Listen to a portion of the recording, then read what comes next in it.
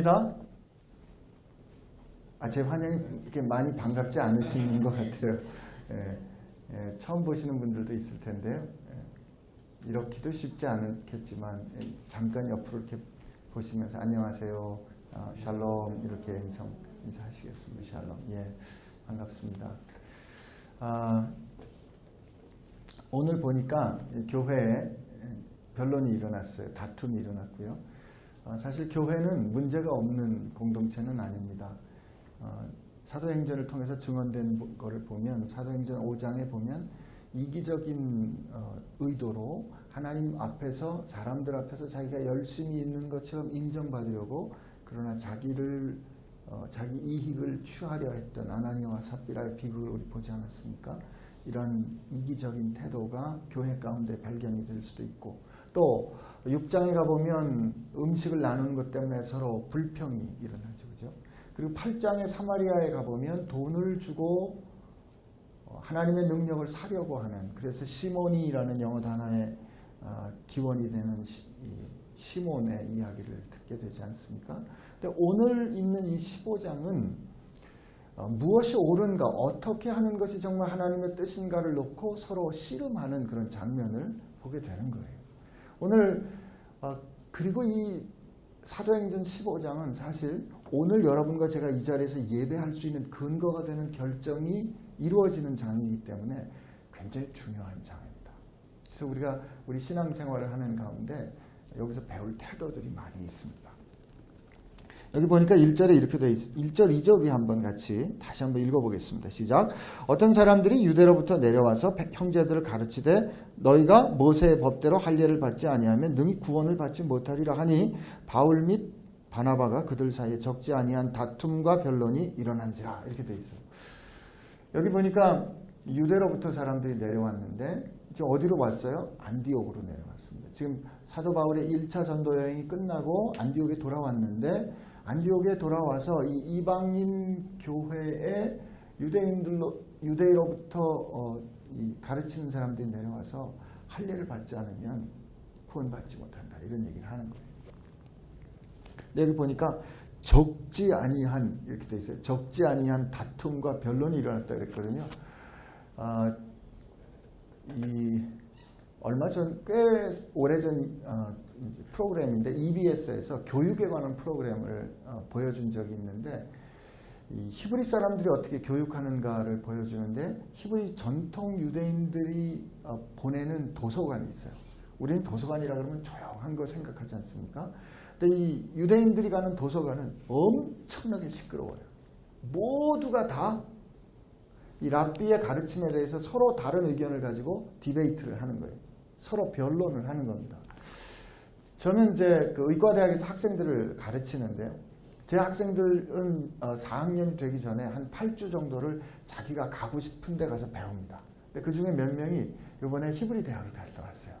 히브리 대학을 갔다 온 이제 친구들하고 제가 이렇게 면담을 하는데 얘들이 뭐라고 말하냐면, 선생님 가보니까요, 어쩌면 우리랑 다른 점이요, 슬라이드 한 장이 우리는 뭐 금방 넘어가는데 슬라이드 한 장이 금방 못 넘어가요. 한 장에 대해서 자기 의견이 그렇게 많더라고요. 그러면서 유대인 의사들이 뭐라고 얘기를 하냐면, 우리가 서로 싸우는 것 같아 보이는데 우리 싸우는 거 아니다, 우리 토론하는 거다, 그렇다는 거예요. 이 천재가 많은 민족이 둘이 있는데, 하나가 히브리 민족하고 인도 민족인데, 이 두 민족이 다 특징적으로 그렇게 토론하고 가르치는 거, 서로 의견을 강하게 주장하는 게 그 전통입니다.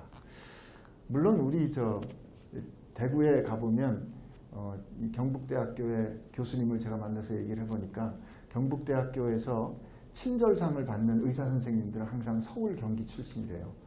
그리고 경북대학 교수님하고 같이 이렇게 자기가 회진을 한번 돌았는데, 이 얘기를 경북대학 그 대구 출신 선생님이 하시는데 뭐라고 말씀을 하시냐면, 서울 출신 선생님이 자기랑 같이 회진을 돌았는데 회진을 끝나고 그러더래요. 선생님 왜 자꾸 그렇게 화를 내시냐고요. 그래서 대구 선생님이 나는 한 번도 화낸 적이 없다, 그냥 그렇게 말하는 것뿐이다, 이런 뜻에서 말하는 게 아니고요. 진짜 이 사람들은 아주 치열하게 변론했습니다. 근데 그도 그럴 것이, 이 할례는 얼마나 중요한 표시입니까? 우리 할례 어디로 기원이 올라가요? 창세기 15장 17장으로 올라가거든요. 그 아브라함 때로 올라갑니다. 아브라함이 우리 야곱과 그 집안이 애굽으로 이주한 다음에 430년이고 그 430년이 지난 이후에 출애굽한 게 BC 14세기 혹은 16세기라고 치면 그거를 아브라함까지 치면 한 400년, 500년, 600년 정도 될 거 아니에요? 그럼 거기에 1400년, 왜냐면 지금 제자들이 이 디베이트를 할 때는, 이 변론을 할 때는 AD 한 40년 후반, 49년에서 한 50년 정도 오거든요. 그러면 2000년이 넘게 내려온 전통이에요. 그리고 출애굽기에 여러분 출애굽기 12장을 가보면 하나님께서 유월절을 세우실 때 유월절을 하나님 명령을 주실 때 유월절 문설주에 피를 바르고 안 바르고는 죽느냐 사느냐의 문제잖아요. 그리고 이 죽느냐 사느냐의 문제에서 사는 사람들은 유월절 식사에 동참했어요. 근데 그 유월절 식사에 동참하려면 출애굽기 12장 48절 49절을 보면 반드시 할례를 받도록 되어 있어요. 이방인도 마찬가지예요. 그 전통이 2000년이 넘게 내려온 전통인데 지금 유대인들이 생각할 때 이방인들이 그 할례를 받지 않는다는 것은 이스라엘이 되지 못한다는, 하나님의 백성이 될 수 없다는 뜻이거든요. 그래서 변론이 일어난 겁니다. 근데 저는 이 문제가 교회 가운데 이런 변론이 일어났을 때 그 처리되는 과정이 오늘 우리 시대를 살아가는 우리에게 주는 교훈이 크다고 생각합니다. 여기 보니까 형제들이 이 문제에 대해서 바울과 바나바 및 그 중에 몇 사람, 이 그 중에 몇 사람은 아마 바울과 바나바의 의견에 동의하는 사람일 수도 있고 동의하지 않는 사람도 있을 것 같아요. 근데 그 몇 사람을 예루살렘에 있는 사도와 장로들에게 보내기로 작정합니다. 근데 여러분 여기서 우리가 깨달아야 될 것은 뭐냐면 아주 적지 아니한 다툼, 변론, 심한 다툼과 쟁론이 일어났는데 교회는 깨지지 않았어요. 부부 생활도 마찬가지고요. 공동체도 마찬가지인데 절대로 이 울타리는 깨지지 않는다. 제가 우리 청년들 교제하려고 이제 혹은 젊은 부부들 와서 이렇게 상담할 때 이제 너희들 두 분 사이에 꼭 지워야 되는 말이 있다. 우리 헤어져. 우리 이제 더 이상 특별히 결혼한 부부들 혹은 결혼 전에 주례를 위해서 만날 때면 우리 헤어져. 이 말은 이제 그대들 사전에는 없습니다. 그대들이 살면서 이제 지지고 볶고 할 겁니다. 싸울 겁니다. 그러나 절대로 우리는 하나라는 언약의 바운다리 안에서 싸워야 합니다. 그래야 안전해요. 근데 교회도 마찬가지예요. 교회 가운데 변론이 일어날 때 이 우리를 묶어주는, 우리를 하나의 공동체로 묶어주시는 하나님의 커다란 은혜, 이 은혜는 절대로 깨질 수 없다는 확신이 있어야 되는데, 혹은 우리가 가지고 있는 질문, 우리가 갖고 있는 어려움, 우리가 세상에서 살아가는 동안에 하나님 어떻게 이럴 수가 있어요? 하는 그런 질문들에 대해서 하나님은 대답하실 수 있다라는 확신을 가져야 되는데 그런 확신도 그 안전함에 대한 그 은혜에 대한 확실한 믿음도 없기 때문에 의심이 들어도 질문하지 않습니다. 혹은 변론하다가 깨집니다. 저는 교회 가운데 우리가 왜 빚어지지 않는가 하면 의심이 나고 질문이 있는데 질문 안 하는 거예요. 질문했다가 혹시 내가 잘못 평가받으면 어떡할까? 혹은 질문하면 대답 못할 것 같으니까. 목사님이 저 답을 모를 것 같으니까. 아니 하나님이 대답 안 해주실 것 같으니까 질문 안 하고 삽니다. 그러면 우리 안 변합니다. 오늘도 사실은 유대로부터 내려온 사람들이 이게 옛 시대의 프레임을 가지고 살았기 때문에 이들이 잘못된 거예요. 그러나 이들이 이 메시지와 혹은 이들이 이런 이슈를 가져왔기 때문에 하나님께서 정리해 주신 거거든요. 여러분과 제가 살아가는 동안에 인생에 대해서, 신앙에 대해서, 이 세상에 대해서 우리 질문할 수 있습니다. 그런데요, 우리가 분명히 믿고 우리가 결정해야 하는 것은 하나님의 집은, 하나님의 공동체는 그 모든 질문에 답할 수 있습니다. 그 모든 해결이 안 되는 일들을 넉넉히 이길 수 있습니다. 저는 이런 그 믿음이 있을 때 우리가 비로소 세상을 살아가는 동안에 치열함이 생긴다고 믿어요. 교회 안에서도 그런 진리를 향한 간절한 추구, 하나님 앞에서 진짜 옳게 사는 것이 무엇인가에 대한 목숨을 건 정말 이런 결정, 이런 태도들이 없기 때문에 세상에 나가서도 우리가 물에 물 탄 듯 술에 술 탄 듯 사는 거 아니겠어요? 세상이 감당하지 못하는 사람이 되려면 세상의 문제를 놓고 우리가 좀 안타까워하는 심정들 말이에요. 이게 특히 우리 젊은이들에게 좀 있었으면 하는 겁니다. 제가 학교에서 이렇게 우리 이제 이런저런 교육 과정을 바꾸는 고민을 할 때 말이죠.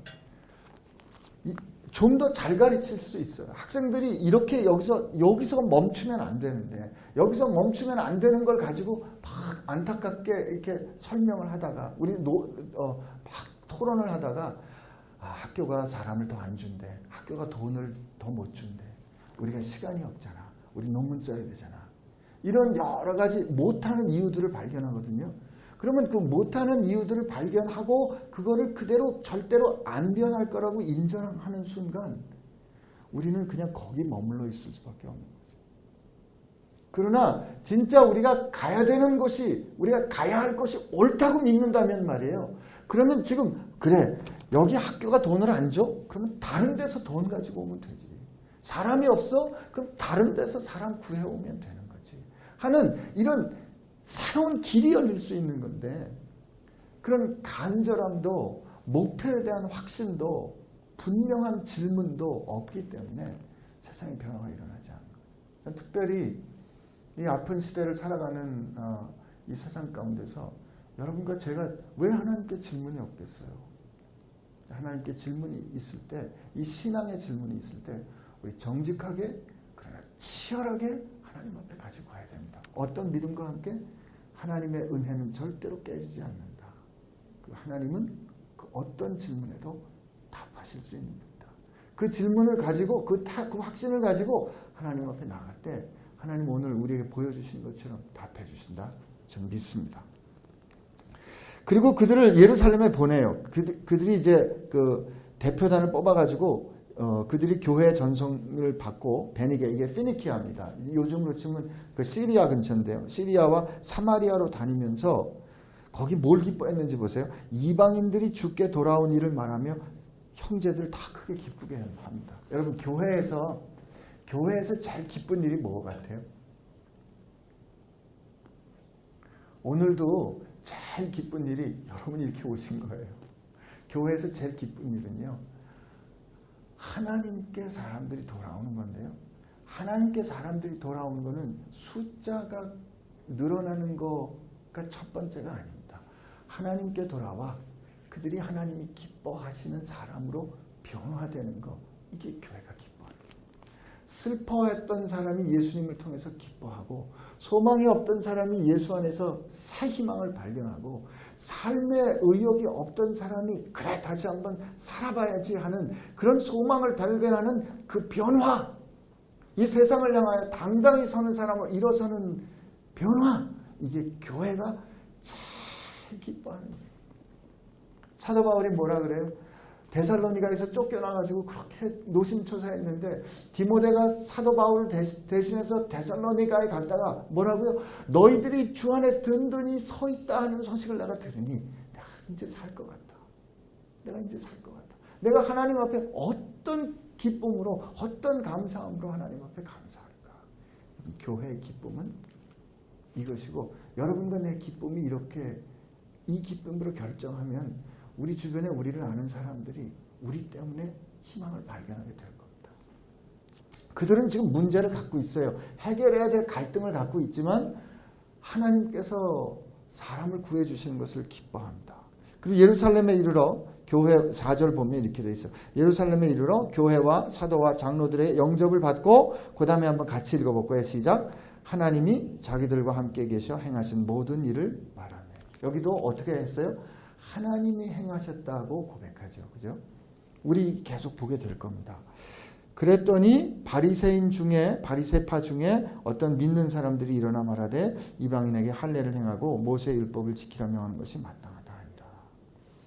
여기 우리 이 갈등이 되는 증언이지만 여기 기쁜 소식이 있어요. 바리새파 중에도 믿음에 들어오는 사람들이 있는 거잖아요. 그죠?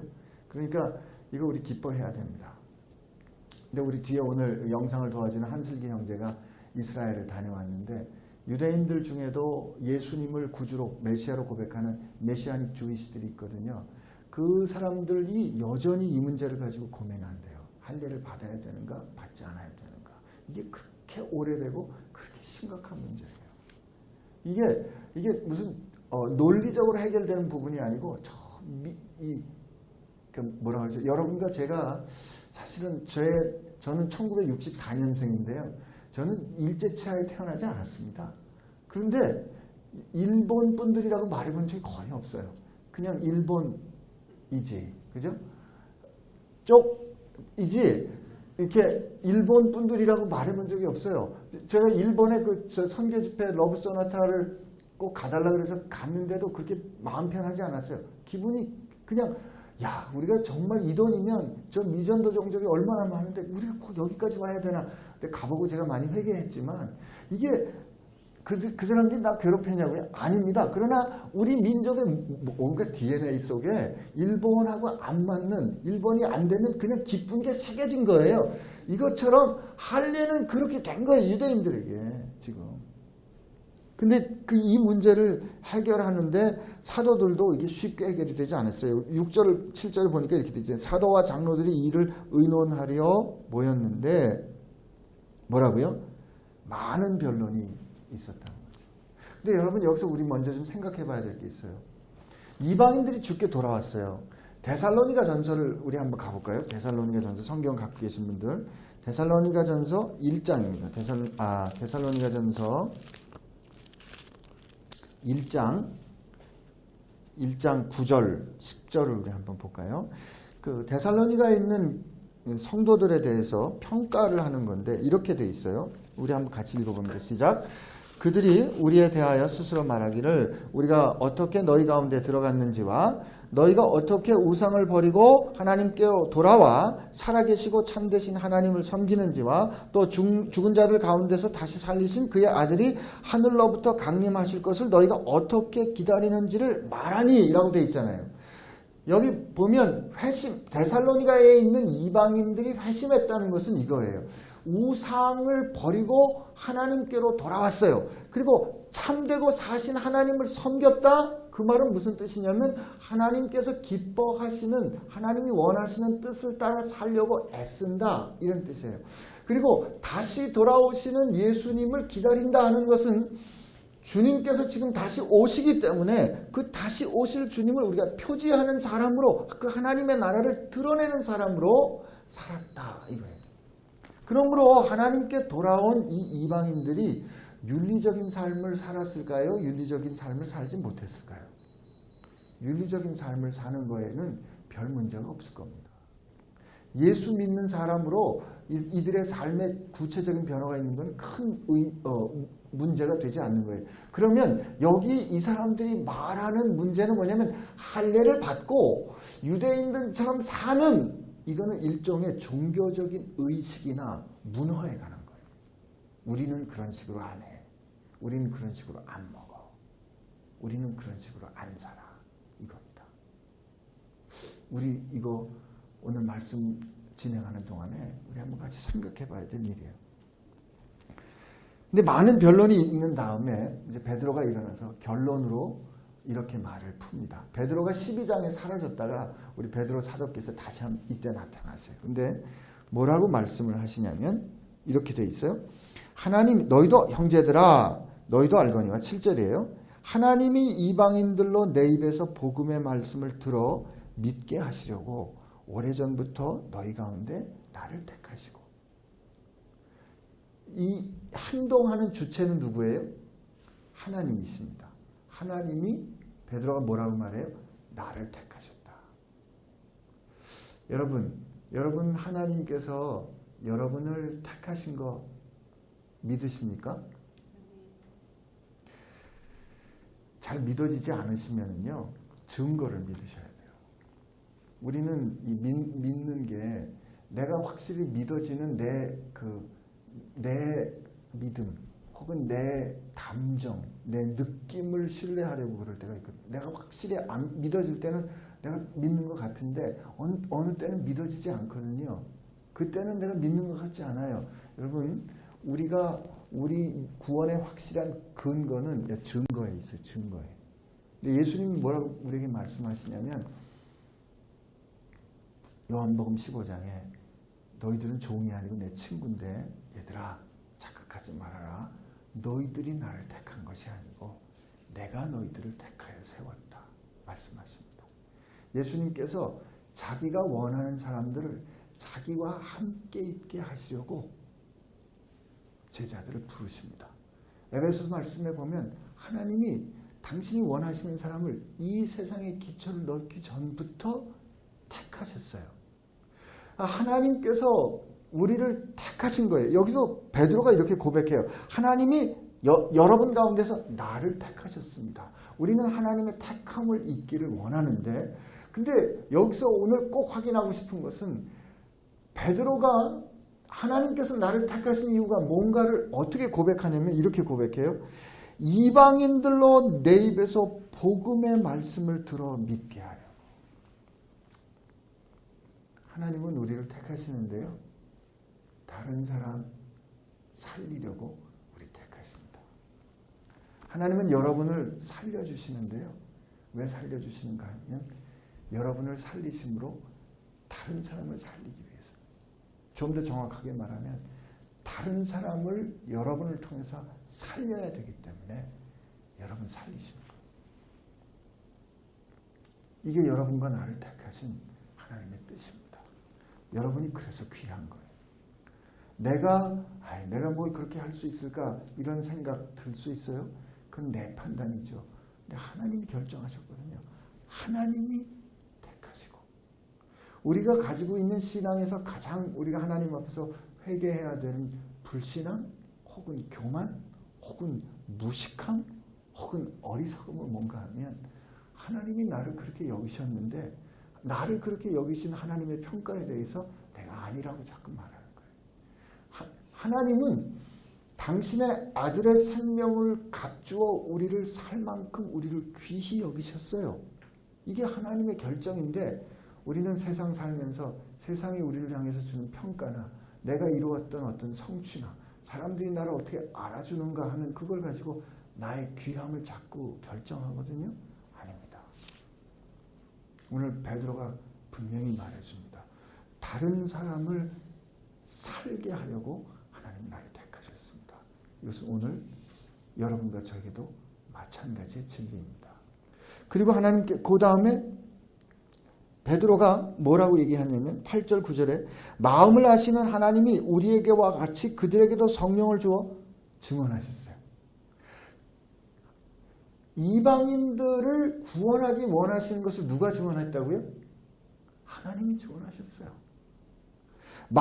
그들의 마음을 아시는 하나님이 우리에게와 같이 그들에게도 성령을 주신 것을 베드로가 어떻게 알았어요? 11장에 고넬료 집에 갔을 때 하나님께서 베드로에게 베드로가 요바에 있을 때 베드로에게 꿈에 나타나서 하나님께서 꿈으로 먼저 전처치를 하시잖아요. 베드로에게 너 이거 먹어봐. 하나님 나 이거 절대로 못 먹어요. 이렇게 더러운 음식 하나님 난 이제까지 한 번도 먹어본 적이 없어요. 이걸 3번 보여주시잖아요. 히브리 사람들은 3번은 완전수입니다. 최상급이에요. 하나님이 완전히 보여주신 거예요. 뭐라고? 내가 거룩하다는 것을 네가 속되다 하지 말아라.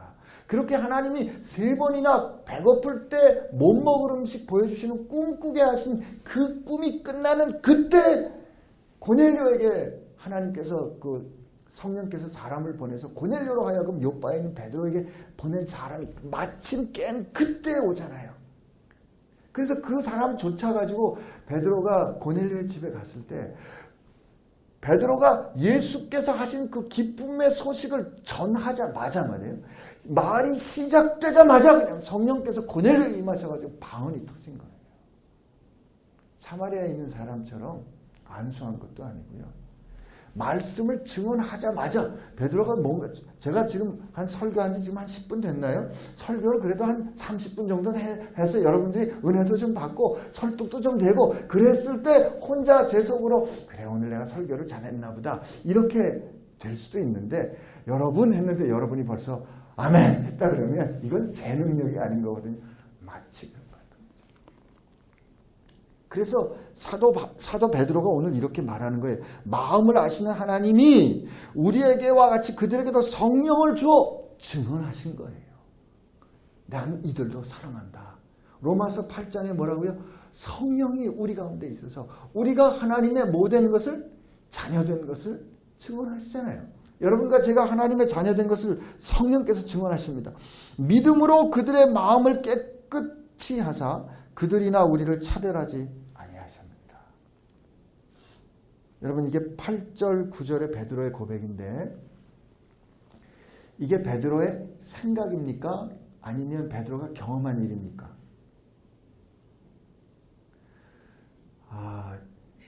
이게 우리가 이 아프리카 제가 케냐에 가서 이렇게 설교해보고 그러면 한마디 하면 여기 막 10마디 나와요. 설교가 지루하고 재미가 없으면 하나님 목사님에게 힘주세요. 이런 막 그냥 재미없다 이거야. 졸린다 이거야. Let preach, preach 뭐 이러면서 이제 근데 오늘 제가 지금 이 8절 9절에 있는 이 베드로의 고백은 베드로의 생각입니까? 아니면 베드로가 경험한 사건입니까? 경험한 사건이죠. 그죠? 지금 베드로는 하나님께서 행하신 놀라운 사건을 나누고 있는 거예요. 그러니까 하나님께서 행하신 이 놀라운 사건을 알고 보니까 하나님의 뜻을 그제야 알겠는 거지. 여러분 우리 인생이 그렇지 않나요? 우리 살다 보면 하나님 왜 이러세요? 도대체 이게 갈 바도 모르겠고 어찌해야 될 바도 모르겠는데 일이 막 터질 때가 있어요. 근데 그 일이 터지고 그 일을 겪고 난 다음에 돌이켜보니까 하나님 계획하신 거 알겠는 거예요. 이게 우리 오늘 주보에 그래도 우리가 조금 친절해 보려고 여기다 조금 설명했는데요. 여기 밑에 Back to Basic하고 베이직 교회와 베이스 캠프 교회는 주안에서 하나 된 형제 교회입니다. 이렇게 돼 있거든요.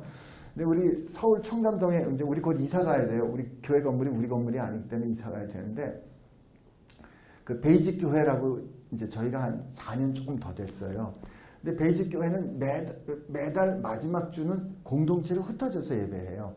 그리고 5째 주가 있는 그때는 뭇별 프로젝트라고 해서 우리 교회에서 안 모입니다. 그냥 흩어져서 다 예배해요.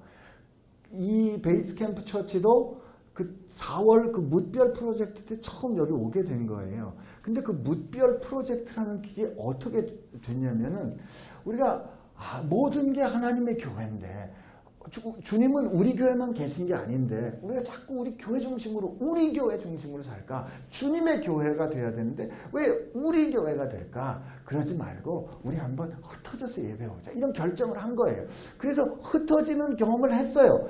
그런 가운데 창세기 15장에 너 뭇별을 보라 하는 그 말씀 가운데 하나님께서 우리를 향해서 저 흩어지라는 뭇별이 되라는 말씀이구나 라고 깨닫고 그 일을 먼저 경험하고 난 다음에 우리가 뭇별 프로젝트라고 결정하게 되는 거예요. 지난주에 제 개인적으로 말이죠. 제가 아주 이런 일이 우리 인생에 이런 일이 있는 걸 비슷한 일을 경험했는데 지난주에는 제가 이제 예배를 마치고 이제 서울로 돌아가야 되는데 같이 돌아가는 우리 성문석 전도사님이 6시 45분 비행기고요. 저와 아내는 9시 15분 비행기였어요. 또 한 2시간 터울이 남는데 차는 이제 렌트한 차를 같이 타고 가면서 우리가 처음에는 제주도에 있는 무슨 그냥 온 김에 우리 무슨 박물관에 좀 가보겠다 했는데 박물관이 주일날 그 시간에 6시면 문 닫을 것 같은 거예요. 그래서 그냥 가다가 그냥 돌아갑시다. 그래서 이제 그러면 미술관을 갈까? 그러다가 그냥 그것도 돌아갑시다. 그러면서 그러면 이제 우리가 2시간 정도 시간이 남았기 때문에 그럼 바닷가 근처에 공항 근처에 무슨 찻집에 가서 좀 차라도 마시고 우리는 좀 시간을 보내고 전도사님 먼저 가세요. 그렇게 하려고 결정을 했는데 여러분 지혜로운 전도사님이라면 우리를 가다가 택시가 잘 잡히는데 떨어뜨려 줘야 될 거 아니에요. 자기 시간이 급하다고 그냥 가다가 목사님 제가 급해서 먼저 가야 되겠습니다. 그리고 그냥 어디로 갔다? 그냥 차 렌트하는 데를 그냥 간 거예요. 그래가지고 공항 근처에 차를 이제 반납하러 갔는데 일단 저희가 거기 내렸는데 거기서 차를 잡으려니까 택시가 안 잡히는 거예요. 그래서 이제 완전히 특별히 우리 아내께서 많이 신경질이 나셨어요. 그래가지고 자 우리 전도사님이 참 지혜롭지도 못하다라는 그런 느낌으로 이제 오늘 미안해 오늘 처음 얘기하는 거예요. 그래가지고 이제 그러지 말고 그냥 우리 셔틀 타고 공항 갑시다. 셔틀을 이제 탔어요. 늦게 또 이렇게 쓱 가서 타니까 그냥 공짜로 타는 그 사람인 줄로 그 셔틀 운전사한테 눈총 받아가면서 탄 거예요. 타가지고 그래도 혹시 모르니까 우리 비행기표 한번 바꿔봅시다. 저 사람은 가자마자 그냥 자기 급하다고 막 뛰어갔고요. 그래가지고 비행기표를 바꾸려고 갔더니 만석이라 안 된대요. 그래서 그냥 그럼 2시간은 뭐 할까? 그러지 말고 우리 안에 일찍 들어갑시다. 그래서 그 체크인 카운터에 가가지고 표를 냈는데요. 표 좀 줘보세요 하고 했는데 왜 이렇게 늦게 오셨어요? 6시 45분 비행기인데 그럴 리가 없습니다. 저는 9시 15분 비행기입니다. 그랬는데요. 서울에다가 제가 혹시 비행기표 좀 빨리 해줄 수 없냐고 우리 간사님한테 부탁을 했는데 이 간사님이 나한테 비행기표 목사님 안 됩니다라고 답했거든요. 근데 그리고 나서 표를 찾은 거예요. 표를 바꿨는데 그 표 바꾼 거 바꿨다고 나한테 얘기 못 한 거예요. 6시 20분인데 그날따라 우리가 탄 그 싼 이스타 항공이 연착도 안 됐어요. 6시 20분인데 막 간사는 난리 났어요. 전화 안 받는다고요. 우리는 그냥 뭐 도대체 막 신경질이 나면서 카운터 앞에 갔는데 세상에 우리가 3시간이나 앞에 이게 땡겨 오게 되는 그 비행기 제일 마지막 차로 탄 거 아닙니까? 그리고 우리가 그 짐을 하나 끌고 갔는데 그분이 이 짐도 우리가 뛸 수 없으니까 자기가 붙여주겠대요. 그래가지고 아내하고 둘이 이제 막 뛰어서 가는 동안에 간사님한테는 전화는 못 받았죠. 그죠? 저희가 그리고 아내가 뭐라고 날 쳐다보면서 웃으면서 하는 말이 여보 하나님이 당신에게 간증거리 만들어 주신 것 같아. 신경질 많이 냈어요. 전도사님 참 지혜롭지 못하다. 어떻게 이럴 수가 있나. 간사님은 표를 끊을 때 좀 제대로 끊지. 그죠? 근데 그 일을 겪을 때는 왜 하필 다 이렇게 됐을까? 왜 그때는 거기에 막혔을까? 왜 우리를 그 택시 안 되는데 세워줬을까? 왜 표는 없을까? 모든 일들이 everything이 다 안 되는 거예요. 근데 비행기 표를 타고 보니까 하나님이 바쁘셨겠구나. 그 작은 일에도 하나님께서 그렇게 우리를 인도해 주시는데 너희도 참 내 뜻을 모르는구나 하고 하나님 바쁘셨겠구나. 깨닫게 된 거죠. 여러분 우리 인생은 살아보면 잘 모르고 겪습니다. 근데 하나님께서 베드로도 오늘 이 11절에 베드로가 고백한 그 표현이 그래서 특별히 의미가 있는데 베드로도 사실 이런 생각을 워낙 가졌던 거 아니에요. 베드로도 뼛속까지 유대인이에요. 근데 그 뼛속까지 유대인인 베드로가 어떻게 이런 그 새로운 시대로 이 생각과 신앙이 확장됐을까? 아니면 전혀 새롭게 될 수 있을까? 하나님께서 행하신 일 때문에 그런 거예요. 여러분과 저도 마찬가지입니다. 너는 내 증인이 되라 그러셨거든요. 그 말은 무슨 뜻이다? 우리 인생에 하나님이 아니면 할 수 없는 그 아름다운 일들을 행해 주실 것이고 우리는 그 일 때문에 우리 생각과 신앙이 어떻게 바뀌게 되는지를 바라게 될 거예요. 오늘 11절 12절에 이렇게 되어 있어요. 그런즉 지금 너희가 어찌하여 하나님을 시험하여 우리 조상과 우리도 능히 맺지 못하던 그 멍에를 제자들 목에 두려 하느냐. 그러나 우리는 그들이 우리와 동일하게 주 예수의 은혜로 구원을 받을 줄을 믿노라 하니라. 여기 보면 11절 말씀에 이렇게 우리 번역은 되어 있어요. 그러나 우리는 그들이 우리와 동일하게 주 예수의 은혜로 구원받을 줄을 믿노라 이렇게 되어 있거든요.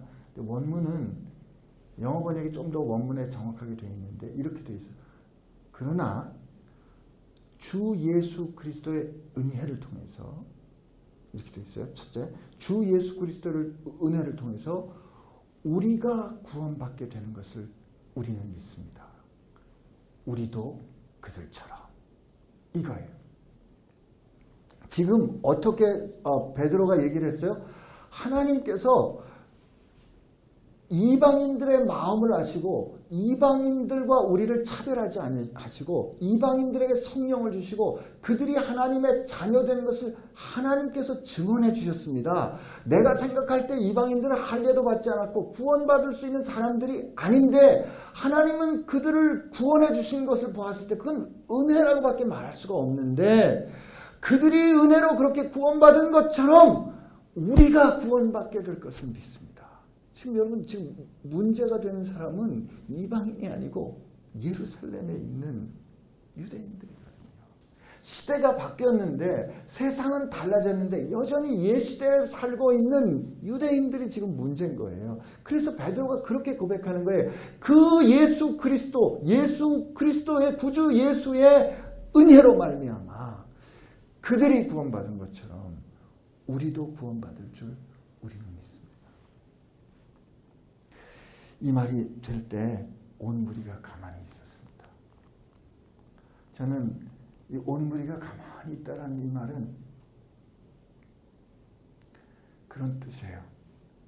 제가 받은 깨달음은 하나님의 놀라운 진리가 선포될 때 하나님께서 행하신 그 놀랍고 아름답고 그 크고 정말 감당하기 어려운 하나님의 영광이 우리 가운데 임할 때 여러분과 제가 할 수 있는 한 가지 반응은 침묵할 수밖에 없어요. 어떻게 표현하겠어요?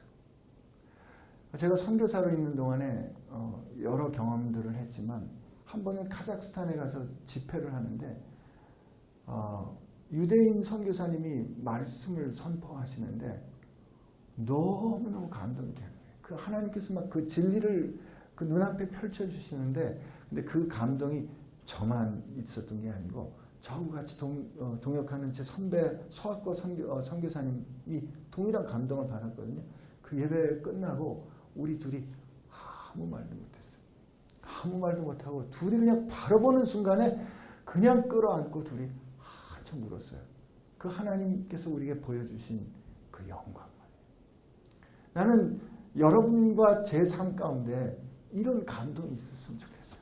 우리가 그냥 그 뭐 꾸미려 한 것도 아니고 우리가 그냥 말을 잘하려고 하는 것도 아니고 우리가 그냥 뭐 좀 논리적으로 이렇게 뭐 설명하려고 준비한 게 아니고 그냥 내 삶 가운데 하나님께서 행하시는 일을 그냥 담담하게 그냥 있는 그대로 증언했는데 그 말을 듣는 사람이 하나님의 영광 앞에서 침묵하게 되는 그분 앞에서 우리 조용히 경배하게 되는 그 영광 말이에요. 그 영광이 오늘부터 시작해서 일주일을 살아가는 동안 여러분과 제 삶에 있기를 축복합니다. 근데 여기서 보면 바나바 12절에 온 무리가 가만히 있었고 바나바와 바울이 하나님께서 자기들로 말미암아 이방인 중에서 행하신 표적과 기사에 관해서 말하는 것을 듣더니 근데 여기 보세요. 여기 보니까 바나바와 바울도 말했는데 누가는 바나바와 바울의 이야기는 말하지 않습니다. 여긴 전달해 주잖아요. 왜요? 지금은 예루살렘 교회가 문제거든요. 예루살렘 교회가 새롭게 된 시대에 새로운 눈이 열려야 되기 때문에 예루살렘 교회의 이야기를 들려주는 거예요. 13절로 이제 가보면 말을 마치니까 야고보가 대답하여 이르되 이때 이 야고보는 예수님께서 선택하신 사도 야고보가 아니고요. 사도 야고보는 이미 순교했고 예수님의 동생인 야고보입니다. 야고보가 대답하여 이르되 형제들아 내 말을 들으라. 하나님이 처음으로 이방인 중에서 자기 이름을 위한 백성을 취하시고 이제 이방인에 대해서 백성이라고 말하는 거예요. 그들을 돌보신 것을 시므온이 말했다. 이 시므온은 누굴까요? 베드로입니다. 베드로를 아람어로 부를 때 혹은 히브리 말로 부를 때 시므온이라고 부르는 거예요. 그래서 시므온이 부를 때 선지자들의 말씀이 이와 일치하도다 기록된 바 이 16절 17절은 아모스 9장 11절에 있는 말씀인데 이후에 내가 돌아와서 다윗의 무너진 장막을 새로 지으며 또 그 허물어진 것을 다시 지어 일으키리니 이는 그 남은 사람들과 내 이름으로 일컬음을 받는 모든 이방인들로 주를 찾게 하려 함이라 하셨으니 우리 아모스 한번 가볼까요? 아모스서 11장에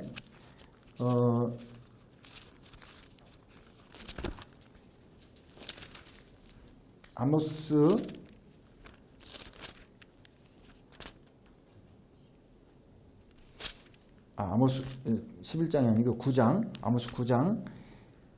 여기 보면 이 11절에 보면 여기 시작은 우리 사도행전에서는 이후에로 되어 있지만 여기 11절에는 어떻게 되어 있어요? 그날에. 그렇죠? On that day. On the day 이렇게 되어 있거든요.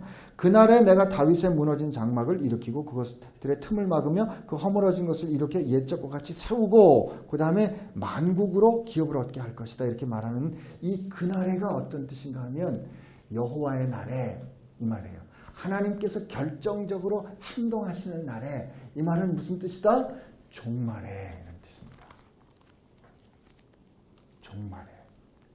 사도행전이 우리에게 전달해 주신 소식은 분명해요. 예수님께서 오시고 사시고 죽으시고 부활하신 다음에 성령께서 오실 거라 그랬고 성령께서 약속대로 오셨어요.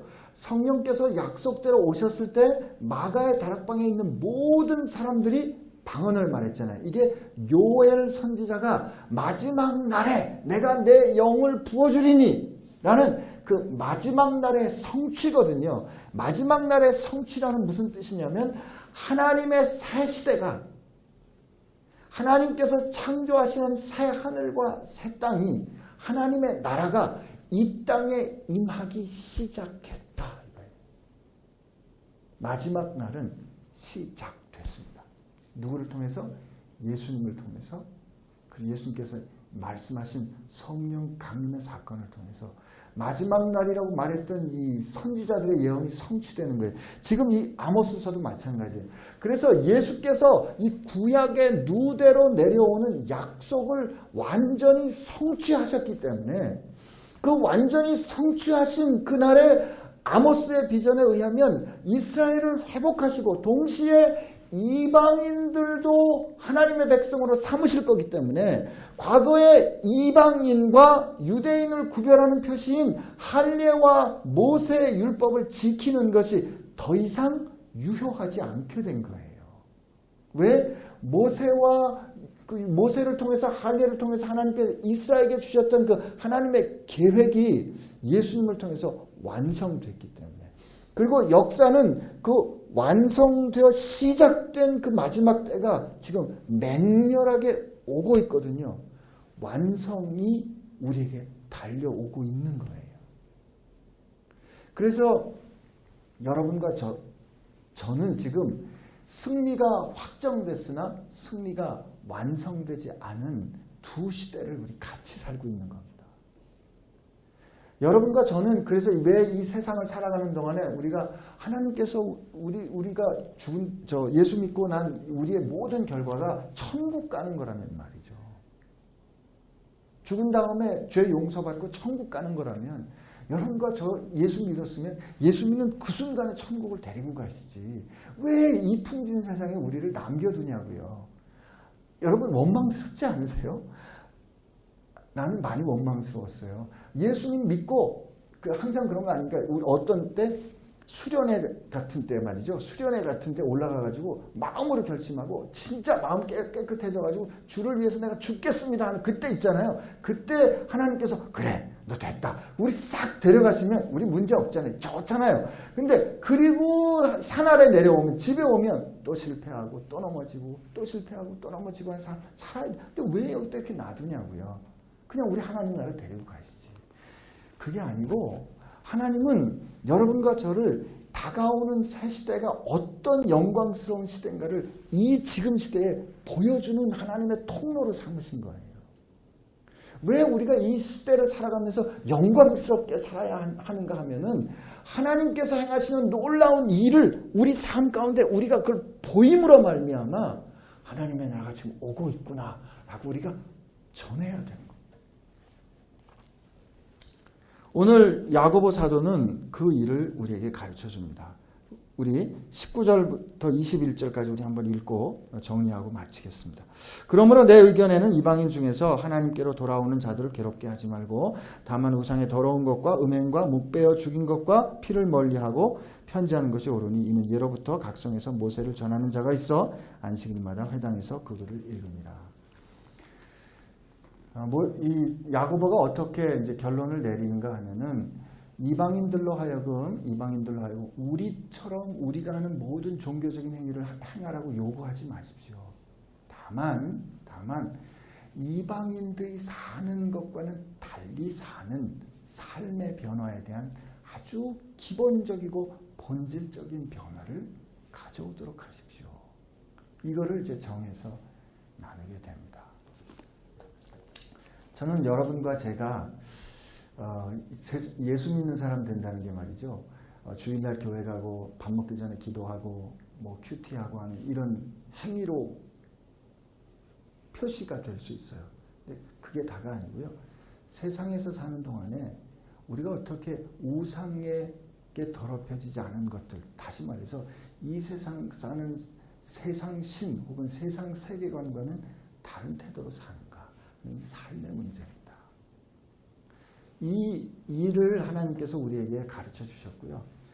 또 여러분 우리 서로 살다 보면 지금 우리가 서로 다른 교회 백그라운드를 가지고 여기 오셨을 텐데 이게 좀 여기 보니까 이게 어떻게 예배하는 스타일이 나하고 좀 틀려. 우리랑 틀리네. 여기는 아닌 것 같아. 여기 보니까 목사가 설교가 좀 긴데 여기 아닌 것 같아. 여기 보니까 뭐 서로 뭐 이것도 아닌데 저것도 아닌데 이런 본질적이지 않은 것 가지고 서로 나누고 평가하고 판단하지 말라 이 뜻입니다. 하나님께서 우리를 은혜로 구원하시는 이 놀라운 사실, 그 본질적인 진리 위에 분명히 선다면 우리 가운데 서로 다름은 우리를 풍성하게 하시는 하나님의 작전이 될 줄로 믿습니다. 여러분 기억합시다. 하나님은 우리로 하여금 다른 사람을 살리기 위해서 우리를 택하셨습니다. 그리고 여러분과 제 삶 가운데 하나님이 행하시는 놀라운 일들을 행하실 겁니다. 그리고 그 행하신 그 하나님의 역사 때문에 우리는 우리의 신앙이 어떻게 달라졌는지, 하나님의 나라가 어떻게 영광스러운 건지를 증언하게 될 것입니다. 우리 같이 기도합시다. 하나님 앞에 기도할 때, 하나님 오늘 예루살렘 공회를 통하여 결정하게 된 그 놀라운 변화가 오늘 우리 한국 교회 가운데 있게 하여 주옵시고, 하나님 우리를 언제나 모든 문제에 대답해 주시는 하나님 우리의 아버지시오니 우리가 치열하게 질문하되 우리를 구원해 주시는 은혜에 대한 확신을 놓지 않고, 그래서 우리가 하나님 안에서 크고 놀라운 하나된 하나님의 교회, 세상 가운데서 이뤄가는 저희들 되게 하여 주옵소서. 이렇게 우리 같이 하나님 앞에 같이 기도하겠습니다. 하나님 아버지 감사합니다. 오늘 주신 은혜 감사하고 주신 하나님 말씀 우리 생각하고 기억하며 하나님 앞에 감사를 올립니다. 하나님 우리가 많이 부족하고 많이 연약하지만 하나님 정말 하나님께서 우리에게 허락하여 주신 그 놀랍고 아름다운 은혜 우리가 늘 경험하며 살 수 있도록 해주시고, 그 하나님께서 경험케 하신 그 일을 하나님 잠잠히 고백하면서 하나님 앞에 그렇게 나아갈 수 있는, 세상에서 이 놀라운 복음의 증언을 전할 수 있는 저희들 되게 하여 주옵소서. 예, 하나님 감사합니다. 유대인도 이방인도 구원받는 것은, 구원케 되는 것은 하나님의 은혜입니다. 하나님 우리가 각각 다르고 살아온 환경도 다르고 세상을 이해하고 바라보는 눈이 다를지라도 하나님 오늘 우리에게 공통된 하나의 기반이 있다면 바로 당신 예수님이십니다. 우리를 택하여 주심에 감사하고 우리를 통하여 놀랍고 아름다운 일을 행하시는 하나님의 행동에 감사하고 행하시겠다 하신 약속과 그 신실하심을 찬양하오며, 우리 삶이 그렇게 주 앞에 들려진 주님의 노래, 세상을 향한 하나님의 증언되기를 소원하옵고 그렇게 될 줄로 믿사오며 예수님의 이름으로 기도합니다.